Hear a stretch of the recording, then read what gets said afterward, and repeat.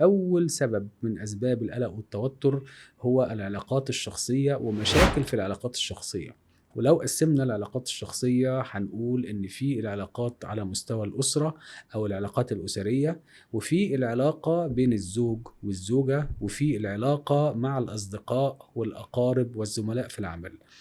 مفيش شك إنه التكنولوجيا والسمارت فونز والسوشيال ميديا خلت كل إنسان تقريبا عايش في عالم لوحده.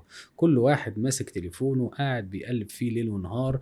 حتى لو أفراد الأسرة قاعدين على ترابيزة واحدة بياكلوا، مفيش حد بيتكلم مع حد، مفيش حوار، مفيش كلام زي زمان قبل اختراع التليفونات الحديثة.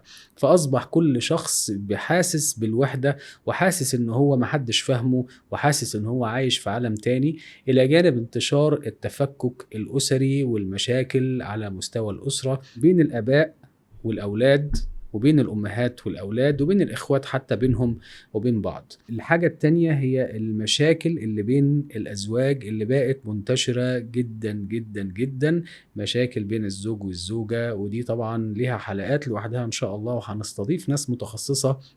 ولكن جزء كبير جدا من انتشار القلق والتوتر وجود مشاكل في البيت بين الزوج والزوجة. ده بيحط ضغط كبير جدا على الرجل وعلى المرأة وحتى على الأولاد في البيت. طبعا المشاكل الأخرى اللي مع الزملاء في العمل، أو مع الزملاء في الجامعة، أو مع الأصدقاء والأقارب، بتكون برضو أحيانا سبب للتوتر والقلق.